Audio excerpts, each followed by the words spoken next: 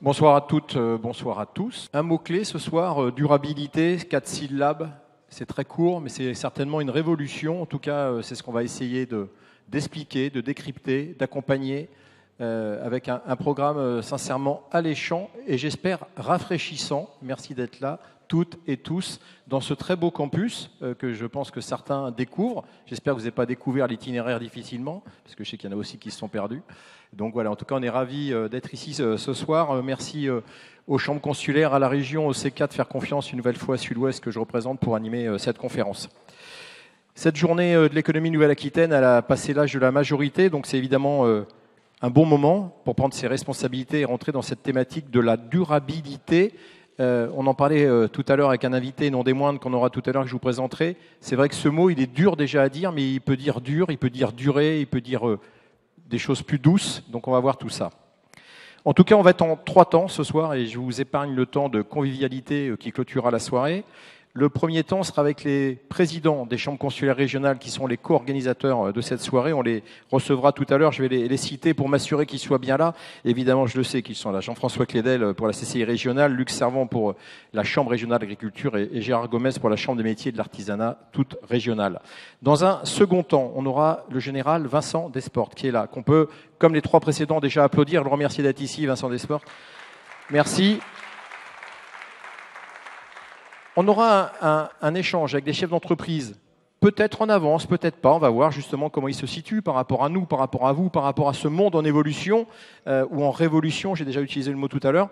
Et puis on aura une conclusion. Alors ne souriez pas, ce sera peut-être une conclusion avant la conclusion avec Alain Rousset qui risque d'être en avance. Donc ça, c'est la première info de ce soir. Et avant que vous vous retrouviez donc pour un moment convivial, on le prendra en tout cas, le président Rousset, dès qu'il sera avec nous, on lui a fait la promesse. Vous avez le programme. C'est parti, on démarre. J'invite à me rejoindre Luc Servant, sous applaudissements, Jean-François Clédel et Gérard Gomez. Prenez place, messieurs. Alors, je préviens tout de suite qu'on a du mal quand même à féminiser les plateaux, et ce n'est pas les chambres régionales qui nous y aident par rapport aux présidences. C'est une remarque perfide, je la revendique. On va essayer après, grâce à Stéphanie Brunet au moins, chef d'entreprise de la Vienne, de mettre quelques femmes sur ce plateau. On est ravis de vous avoir quand même, messieurs. L'interprétez pas mal ce que je viens de dire. Voilà. Tous les 3, vous avez donc décidé, avec le Conseil régional et les élus régionaux, donc de remettre sur le sujet de cette GENA, puisque les intimes l'appellent comme ça, cette journée de l'économie, ce mot de durabilité. Moi, j'aimerais bien vous entendre, les uns après les autres, évidemment dans votre position et de chef d'entreprise et surtout de président de chambre régionale. Souvent, quand on dit ce mot-là, on voit des réactions de chefs d'entreprise, que ce soit sur les prix de l'économie ou sur les conférences qu'on peut animer à Sud-Ouest ou ailleurs, avec le CK qui en fait autant que nous. On entend 2 mots toujours, avantages et contraintes. Allez, Jean-François Clédel, lequel vous choisissez, vous allez développer quel mot? Et normalement, les micros marchent. Si ce n'est pas le cas, je vous donne le mien et je vous échange contre le vôtre. Mais notre ami là-haut les a branchés. Allez-y. Voilà. C'est bon, là? Oui, c'est bon. Merci, bonsoir à tous et tous. Quels bénéfices, quelles contraintes? En fait, finalement, la durabilité, c'est un mot qui existe depuis assez longtemps malgré tout, qui avait été développé dès les années 90, notamment par l'industrie de la défense. Et puis, certaines entreprises se sont souciées depuis très longtemps d'être dans des démarches durables et tout. Mais ça a été normalisé un peu plus tard par les normes RSE, responsabilité sociétale et environnementale, ISO 26000, etc. Bon, je ne vais pas rentrer dans le détail de tout ça. Et alors, c'est surtout la transition écologique et énergétique, en fait, qui se pose à nous. Aujourd'hui, quand on pense durabilité, on pense à transition, évidemment, écologique et énergétique. Et aujourd'hui, quel bénéfice? Je pense que le premier bénéfice pour les chefs d'entreprise, déjà, c'est comment je peux réduire la facture énergétique de mon entreprise. Je crois que ça c'est très intéressé, mais ça, c'est positif. Oui, mais c'est souvent comme ça que marche le monde, en particulier le monde des affaires. On doit faire tourner les entreprises, on doit financer des ressources, et pour financer des ressources, dont l'énergie d'ailleurs, il faut trouver de l'argent, et puis moins on dépense inutilement, mieux on se porte. Après, je pense qu'aujourd'hui, beaucoup de chefs d'entreprise veillent à accroître, disons, la part de produits d'origine naturelle, de produits renouvelables chaque fois qu'ils le peuvent, à réduire la part de produits chimiques, etc. C'est vrai aussi dans l'agriculture, je pense que Luc pourra en parler. Et tout ça, c'est fait dans différents buts, mais en particulier aussi pour faciliter le recrutement. Aujourd'hui, nous avons des difficultés à recruter, et on sait que si notre entreprise n'intègre pas des paramètres de développement durable, elle aura de plus en plus de difficultés à recruter. Les jeunes sont très sensibles aujourd'hui à ces critères-là. Alors les contraintes, je dirais que elles existent bien sûr, mais néanmoins, la dernière enquête que nous avons conduite en Nouvelle-Aquitaine nous amène à dire que plus de 60% des entreprises de Nouvelle-Aquitaine sont engagées dans un processus de transformation. Quel que soit le niveau. Quel que soit le niveau, voilà. Engagées dans cette transition. Pour diverses raisons, les clients qui posent des contraintes également, contraintes de normalisation, les salariés, je l'ai dit tout à l'heure, et puis aussi maintenant une réglementation européenne qui va toucher les entreprises, qui va être applicable à partir du 1er janvier 2024 pour les plus grandes, 2025 pour les ETI, et je vous rassure, pour l'instant, pour les PME, à part celles qui sont cotées et qui peuvent intéresser Axel Champagne qui est là-haut, qui connaît bien les entreprises cotées. Pour les entreprises cotées, les PME cotées, ce sera aussi en même temps que les ETI, je crois, à partir de 2025. Bon, ça va être une contrainte de faire auditer les chiffres, le rapport sur Pourquoi le mot contrainte, Jean-François Clédel, puisque c'était le but de la question? C'est une contrainte parce qu'en fait, on est volontaire, on l'a vu, plus de 60% des entreprises veulent rentrer dans ces démarches-là, mais elles veulent le faire à leur rythme. Alors que là, on nous impose un rythme. C'est ça qui est contraignant, en fait. Voilà. Gérard Gomez, cette contrainte du rythme, c'est quelque chose qui touche aussi la Chambre régionale d'artisanat et chez vous, c'est quelque chose qui est un sujet prégnant? Oui, surtout, bonsoir d'abord, pardon. Oui, surtout au niveau des entreprises artisanales qui ne sont pas des entreprises hyper staffées et qui sont souvent représentées par un seul chef d'entreprise ou un salarié ou deux, mais rarement au-delà. Du coup, le chef d'entreprise n'a pas la capacité d'être à la fois sur le terrain des RH, à la fois sur le terrain du développement, à la fois sur le terrain du commercial. Et la contrainte peut se poser là, c'est-à-dire que évidemment, il accepte et c'est tout à fait admis dans nos entreprises qu'il y a un passage obligé vers une politique RSE plus prégnante. Cependant, il a besoin de se faire accompagner. Voilà. Donc, et là, pour le coup, les chambres consulaires, et pour ce qui me concerne, la Chambre des métiers et de l'artisanat, est évidemment là pour l'accompagner. Nous sommes son conseiller externe. C'est important que vous en parliez, et on ne l'avait pas préparé, parce qu'il y aura un jeu de questions-réponses, et on a déjà proposé aux gens que vous êtes de poser les questions en vous inscrivant. On a déjà 4 questions justement sur « mais moi je veux y aller, mais j'y vais comment, avec qui, comment ?» Et j'aimerais bien qu'on parle avec vous aussi, Luc Servant, parce que dès qu'on pense évidemment durabilité, on a un peu envie de parler d'agriculture, et évidemment vous êtes en première ligne, et on ne va pas parler des bassines sur votre territoire au nord de la Charente-Maritime et du sud des Deux-Sèvres aujourd'hui, on va faire le débat là-dessus.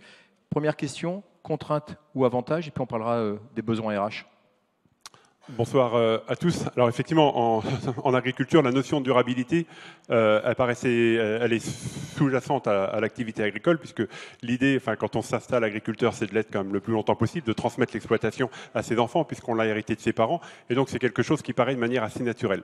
Sauf qu'au fil du temps, quand on a traduit ça et quand l'agriculture a modifié ses modes a changé ses modes de production, il y a les attentes nouvelles de la société et du consommateur, et donc aujourd'hui, il faut l'afficher, il faut le traduire, il faut le mettre en œuvre aussi et surtout. Et donc voir comment tout ça se met en place. Et dans un premier temps, alors ce sont des contraintes nouvelles parce qu'effectivement il faut traduire ça, il faut faire évoluer ces modes de production, il faut répondre à des demandes, à des normes, à des contraintes, des choses qui sont demandées. Donc pour l'agriculteur et comme pour les artisans, c'est quelque chose de supplémentaire parce que l'agriculteur il doit être aussi producteur, vendeur, enfin voilà, il faut qu'il gère un peu son entreprise tout seul. Donc c'est quelque chose de nouveau, de neuf. Après ça peut être vu effectivement comme un certain avantage parce que comme le disait Jean-François, quand on met ça en place sur une exploitation, on s'aperçoit très vite que finalement, on va pouvoir faire des économies d'énergie, avoir des pratiques qui vont améliorer l'état de vie du sol, partir sur d'autres productions. Donc tout ça, ça peut être un avantage. Et aujourd'hui, c'est un accès au marché. Aujourd'hui, il n'y a plus d'entreprise de transformation, ou même le client et le consommateur, il veut avoir un signe qui l'assure qu'il y a quelque chose dans le mode de production qui va dans le sens de ce qu'il attend. Vous êtes en train de nous dire que le marché vous aide et que c'est un levier pour entraîner avec vous les professionnels ? Alors c'est un levier, effectivement. Dans un premier temps, on nous dit il faut aller sur ces marchés, donc il faut une certification, il faut être HVE, donc code de valeur environnementale, il faut être bio, parce que vous allez vendre plus cher. Ça marche un certain temps, mais très vite, finalement, le marché rattrape un peu tout ça. Et donc, ça fait monter le coût de production, un peu, à chaque fois, la mise en œuvre de ces pratiques. Par contre, ce qu'on constate aussi, c'est qu'on est sur un marché ouvert, la production alimentaire, on est sur le marché mondial. Et dès que le coût de production monte, la demande du consommateur, du citoyen, ne se traduit pas dans l'acte d'achat du consommateur. Et puis finalement, on voit que des produits importés, et de plus en plus, puisque on voit que l'agriculture ou l'alimentation française importe de plus en plus, viennent de produits qui n'ont pas les mêmes demandes, enfin les mêmes exigences de production. Et c'est ce qu'on conteste quand même aujourd'hui. Alors on n'a pas le temps aujourd'hui, mais c'est des débats qu'on a déjà eu avec l'ANA, pour ne pas la citer, l'agence Nouvelle-Aquitaine d'alimentation. C'est vrai que c'est le paradoxe, on nous dit manger local et on apporte de plus en plus. Allez, une question pour vous trois, justement par rapport à cette question des ressources, puisqu'on va voir ça aussi tout à l'heure avec le général qui va nous parler de la stratégie. Comment les chambres consulaires aujourd'hui, quels moyens vous mettez, comment vous pouvez accompagner ceux qui sont déjà chez vous ou ceux qui voudraient vous rejoindre pour vivre cette transformation et entre guillemets prendre le chemin de la durabilité ou le prendre plus vite pour ceux qui sont déjà à 60%, disait Jean-François Clédel. Allez, vous avez le micro, Luc Servan, allez-y, puis on fera tourner. Alors nous, effectivement, c'est le rôle des chambres d'accompagner les agriculteurs qui veulent y aller là-dedans, mais on s'aperçoit quand même que le travail de filière est indispensable par rapport à la valorisation un peu de l'évolution et la valorisation du produit. Il faut travailler avec les filières, c'est pour ça qu'on le fait avec les coopératives, et je pense qu'on va l'aborder tout à l'heure, avec toute la filière agroalimentaire pour dire ce que met en place l'agriculteur, ça doit se traduire jusqu'au produit final, quoi. Mais après, pour l'agriculteur, effectivement, quand c'est aller faire évoluer ses modes de production, ses pratiques, aller voir ses consommations énergétiques, son impact sur les ressources, là par contre, on a d'autres leviers, ça c'est vraiment le propre des chambres d'agriculture, d'aller avec ces outils-là, de faire les contrôles, les bilans, les diagnostics, et puis de faire évoluer le mode de production. Un mot sur le diagnostic 360 que vous mettez en place, peut-être le préciser ? Alors, les enjeux, ils sont multiples aujourd'hui, ils sont effectivement très, très divers en agriculture. La question de la demande sur une production plus durable, mais aussi la question du changement climatique, la question du coût de l'énergie, de l'évolution du consommateur. Et donc, ce qu'on met en place au niveau du réseau des chambres d'agriculture aujourd'hui, c'est de faire un diagnostic général et global de l'exploitation pour prendre l'ensemble de ces enjeux, parce qu'on ne peut pas travailler en silo et les choses vont très très vite. Et donc, quelle va être l'évolution nécessaire ou indispensable de la ferme ou de l'exploitation agricole dans les 3-4 ans à venir pour prendre l'ensemble de ces enjeux, parce que c'est le carbone aujourd'hui dans les sols, c'est la vie des sols, c'est la biodiversité, et puis c'est la pérennité économique. Enfin, beaucoup d'enjeux à prendre, on ne peut pas les prendre un par un, et donc ce diagnostic 360 va prendre tout ça en compte. Jean-François Clédel, on fait du diagnostic 360 dans les CCI ou ça s'appelle autrement ? Oui, ça s'appelle diagnostic 360. On a des tas d'outils d'audit et de diagnostic dans les chambres de commerce, mais surtout, en fait, comment aide-t-on les entreprises à se transformer ? Finalement, je donnerai juste 2 chiffres, je ne vais pas vous abreuver de chiffres, mais en partenariat avec le Conseil régional, nous avons un programme en particulier sur le sujet qui s'est traduit par la sensibilisation de 10 000 entreprises sur 5 ans. 10 000 entreprises, c'est quand même, c'est 2 000 entreprises qui sont sensibilisées par an, en moyenne. Et nous avons accompagné sur ces transitions 2 000 entreprises. Un accompagnement, c'est plusieurs jours d'accompagnement sur la transformation, développement durable, pour faire simple. Après, nous avons dans nos écoles des CCI, nous avons des formations. Nous avons 4 masters spécialisés, comme par exemple le management, formation au management environnemental, je ne vais pas toutes les citer. 4 licences également. Et puis, bien sûr, nous avons des formations continues qui sont assurées ça peut être à destination de chefs d'entreprise qui veulent se sensibiliser au sujet ou pour former des collaborateurs sur ces sujets. Voilà. Merci d'avoir répondu par anticipation à Marina Duchesne. Je ne sais pas si elle est là, mais elle avait une question sur quelle formation pour cela. Allez, on conclut avec vous, si vous voulez bien, côté Chambre régionale d'artisanat. Je vous dis quand même ma déception, parce que vous m'aviez promis de venir avec Aldrit, qu'on voit tous les jours en photo pour vanter les métiers de l'artisanat. Je vois qu'il n'est pas là. Je suis sûr qu'il aurait beaucoup aimé être là, mais il est un peu sur d'autres sujets en ce moment, et donc on va le laisser se concentrer sur ce sujet. On est d'accord, on pense à eux. Allez, un petit mot sur justement comment vous les accompagnez et s'il y a des formations spécifiques. Nous avons depuis quelques temps déjà différents diagnostics. Alors, on avait jusqu'à maintenant le diagnostic transition énergétique, transition numérique, et un diagnostic plus porté sur les ressources humaines. Aujourd'hui, on est en train d'assembler toutes ces briques pour faire un diagnostic RSE. Donc, on l'intègre désormais dans notre offre globale de services, avec des formations qui vont avec. Nous avons pour ça dans chaque département de Nouvelle-Aquitaine un référent RSE. Et nous pouvons proposer d'ores et déjà des ateliers découvertes, c'est-à-dire la première approche de la RSE. Il faut qu'on sensibilise les artisans qui ne le seraient pas encore à ce sujet. Et puis, un diagnostic ensuite qui sera fait à l'intérieur de l'entreprise qui constitue aussi ce premier pas dans la RSE. Voilà, donc tout ça, ça se met en route. C'est ce que je disais tout à l'heure. On est la compétence externe des artisans dans ce domaine aussi.